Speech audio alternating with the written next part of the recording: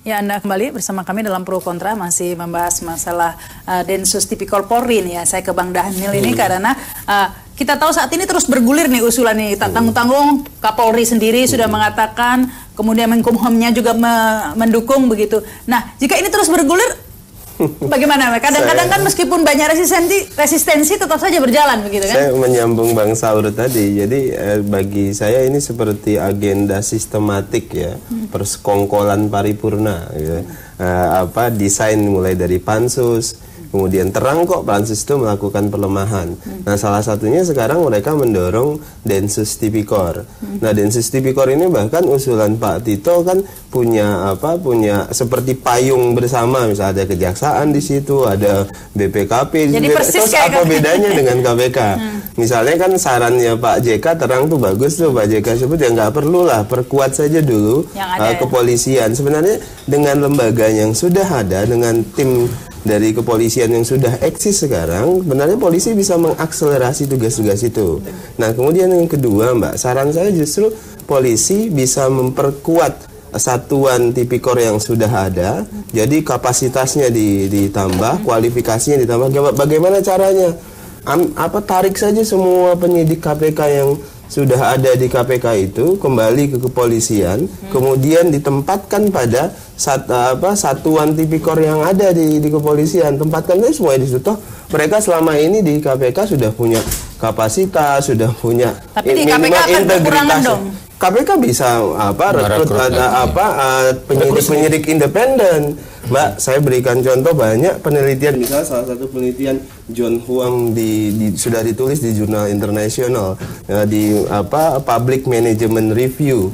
John itu melakukan penelitian terhadap lembaga-lembaga anti korupsi di negara-negara Asia Tenggara, kemudian Asia Timur, salah satunya adalah Korea Selatan, Hong Kong, kemudian Singapura. Nah, memang kemudian ketika ada double loyalty di satu institusi, itu kemudian muncul konflik-konflik internal di dalam itu.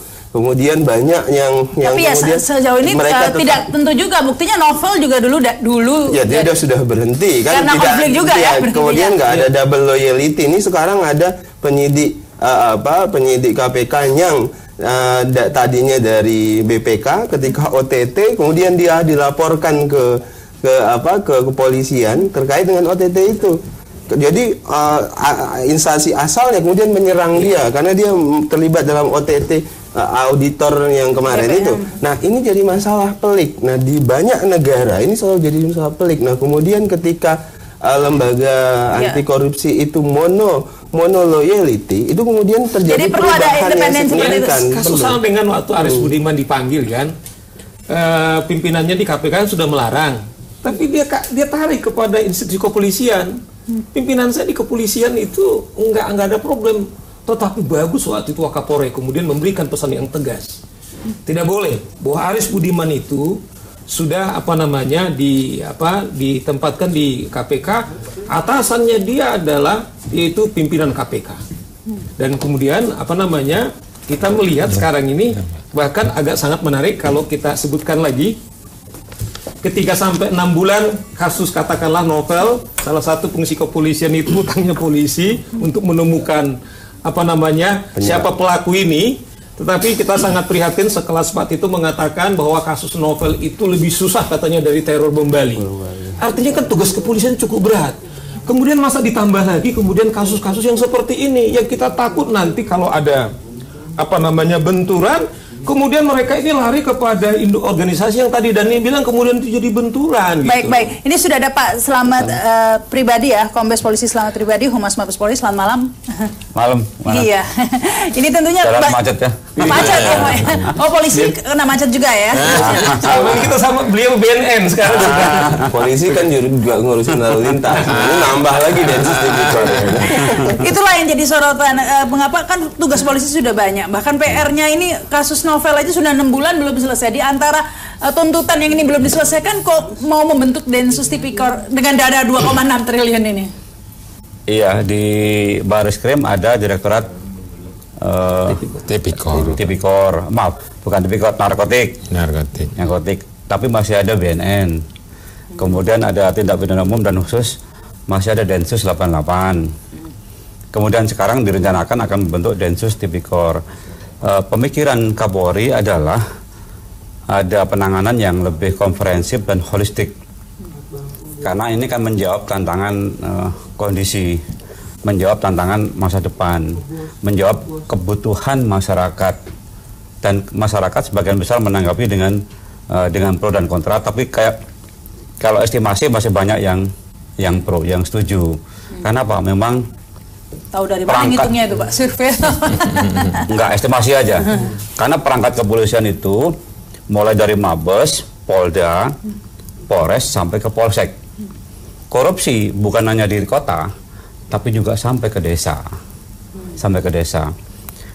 Alangkah indahnya kalau perangkat-perangkat sampai ke desa ini memperkuat penegak hukum soal korupsi termasuk KPK dan kejaksaan. Nah ini apa nggak akan tumbang tindih dengan KPK begitu Pak? Kan ya kita tahu lah banyak sejarahnya, ada cicak buaya macam-macam lah, selalu bersentuhan. Nah ini apa? Selama ini tidak pernah dan tidak akan pernah bertumbang tindih.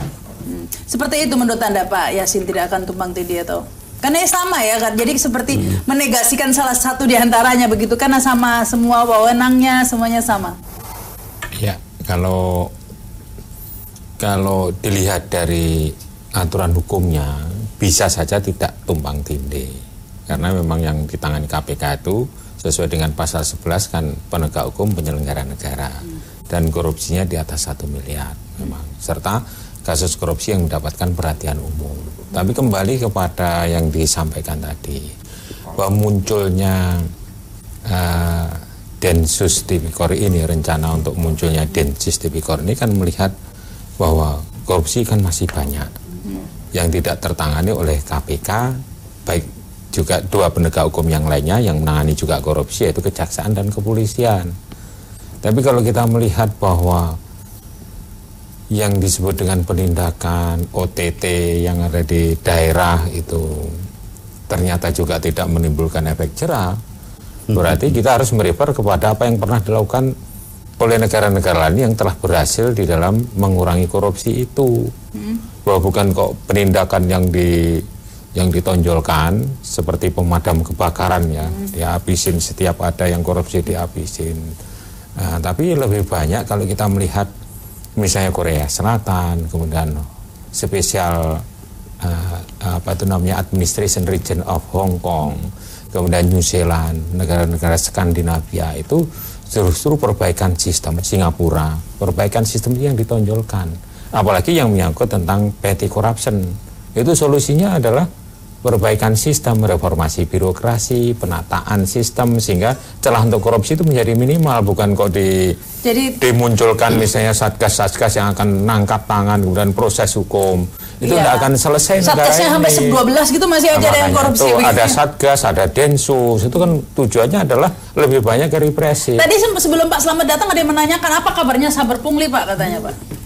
Ya itu PP ya, PP 87 Pak. Ya kebetulan saya menjadi salah satu petugas bagian publikasi di Saber Pungli.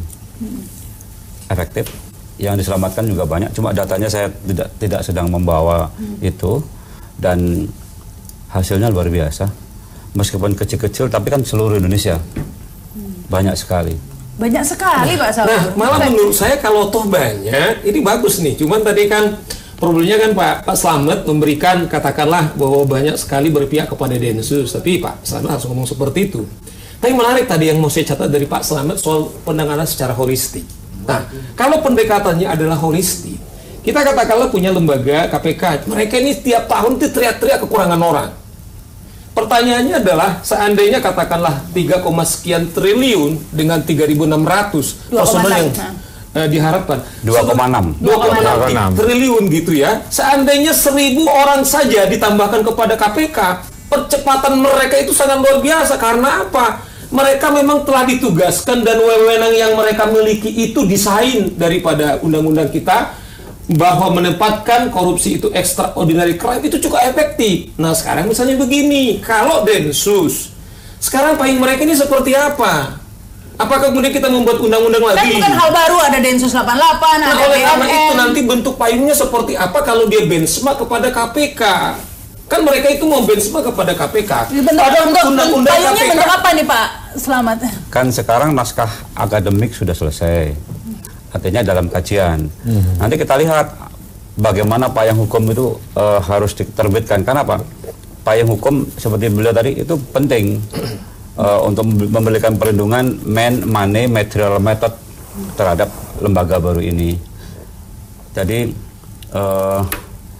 karena korupsi ini sudah cukup banyak, kejahatan adalah kejahatan luar biasa, maka cara menangani itu tidak boleh biasa-biasa, harus luar biasa. Baik, ini Pak, ya Bang Dhanil, sebenarnya kata Pak Slamet tadi kan ini bukan hal yang baru, memang ada BNN, meskipun sudah ada dir narkotika, kemudian ada Densus, dan sekarang mau ini bukan hal yang baru, sudah biasa begitu kan ada Densus. Tapi kan BNN itu karena nggak ada lembaga khusus yang menangani narkotika, maka dibentuk BNN. Terorisme juga begitu. Kan kalau korupsi ada KPK dan kemudian tugas rutin polisi juga salah satu tindak kriminal yang harus ditangani polisi adalah korupsi. Itu tadi ada satuan khusus memang di kepolisian itu ya. Kemudian kedua, saya agak kurang bersepakat dengan Bang Saur, misalnya dana 2,6 itu digunakan untuk membiayai tambahan 1.000 kepolisian ke KPK. Saya justru perspektifnya berbeda. Yang terjadi adalah gunakan dana itu untuk memperkuat satuan anti korupsi yang ada di kepolisian, dengan kemudian menarik seluruh anggota kepolisian yang menjadi penyidik struktural di KPK untuk kemudian memperkuat satuan yang ada di polisi. Supaya apa? Supaya kan mereka sudah berpengalaman di KPK, sehingga polisi pun akhirnya punya satuan yang kuat untuk menangani kriminal anti korupsi. Densus ini hanya namanya, kan apa bedanya sih satuan? Nah itu dia. Satgas, gitu, tadi kan kalau kemudian ini duplikasi dari KPK kan jadi masalah nih. Karena dia udah ambil dari jaksaan, walaupun kemudian kejaksaan tidak bersepakat. Jadi polemiknya luar biasa. Kemudian ketiga yang perlu dijelaskan oleh kepolisian, misalnya kajian akademiknya itu lembaga mana tuh yang kaji? Kami juga pengen tahu, dan kita ingin ada perdebatan yang terbuka terkait ada lembaga atau universitas yang menyatakan Densus Tipikor ini perlu dan harus didorong. Ya, mungkin nanti dijawab Pak Slamet ya, tapi kita harus break dulu pemirsa. Kami akan kembali setelah pesan-pesan berikut ini.